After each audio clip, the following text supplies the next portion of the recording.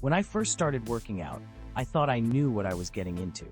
I'd seen the movies, I'd watched the fitness videos, I'd read the motivational posts. I was prepared, or so I thought. Turns out, there's a whole bunch of stuff about working out that nobody warns you about. They show you the results, but they hide all the weird, uncomfortable, and sometimes disgusting things that happen along the way. So consider this your honest guide to what actually happens when you start exercising regularly. First thing nobody tells you. You're going to sweat in places you didn't know could sweat. I'm talking about your back, your stomach, the backs of your knees, your elbows somehow.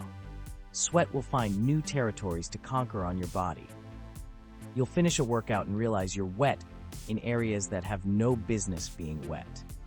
And it's not a little bit of moisture, it's full-on dripping. You'll look like you just got out of a swimming pool, but you were just doing some light cardio. Nobody tells you about the sounds your body will make. Every joint will crack, your knees pop when you squat, your shoulders click when you reach overhead, your back sounds like bubble wrap when you twist. The first time this happens, you'll panic and think something is broken. But no, that's just your body now. You're basically a human percussion instrument. The cracking doesn't stop. It just becomes part of your workout soundtrack. Here's something they don't show in the workout videos: the faces you make. When you're pushing through a hard set, your face does things it's never done before. You grimace, you squint, you bare your teeth like an animal. Sometimes your tongue sticks out. Sometimes you look like you're about to cry. If anyone ever recorded you during a workout, you would probably delete it immediately because you look absolutely ridiculous. But that's what effort looks like. It's not pretty. Nobody warns you about the post-workout hunger. After a good workout, you become ravenous. I'm not talking about normal hunger. I'm talking about a deep, primal need to consume everything in sight. You could eat an entire pizza and still want more. You open the fridge and want to eat all of it. This hunger feels impossible to satisfy, and if you're not careful, you'll eat way more calories than you burned, which kind of defeats the purpose. They don't tell you that you'll become obsessed with protein. Before you start working out, protein is just a thing that exists in food.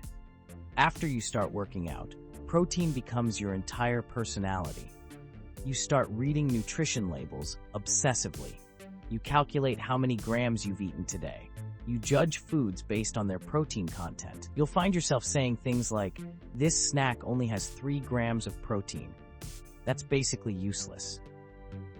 You've become one of those people. Nobody tells you about the laundry situation.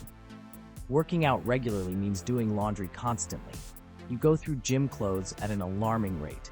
Shorts, shirts, socks, underwear, it all needs to be washed after every single workout because it's drenched in sweat. If you forget about your gym clothes for a day or two, they develop a smell that could clear a room.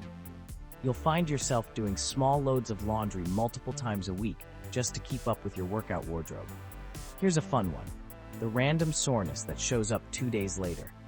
You do a workout and feel fine afterwards. You feel fine the next day. You think you got away with it. Then day 2 hits, and suddenly you can barely walk. It's called delayed onset muscle soreness, and nobody warned me about it.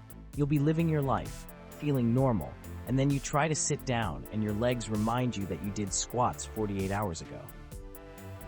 The delay makes no sense, but that's how it works. They don't tell you that rest days will make you feel guilty. When you first start working out, you dream about rest days.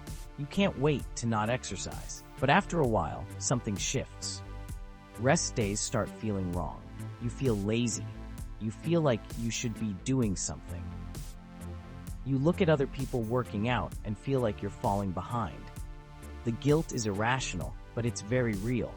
You have to constantly remind yourself. The truth is, working out is a lot weirder and harder and more complicated than anyone makes it seem. It's not just showing up and lifting things. It's a whole lifestyle change that affects everything from your laundry routine to your mental state. But if anyone had told me all of this up front, I probably still would have started. Because despite all the weird stuff, it's still worth it.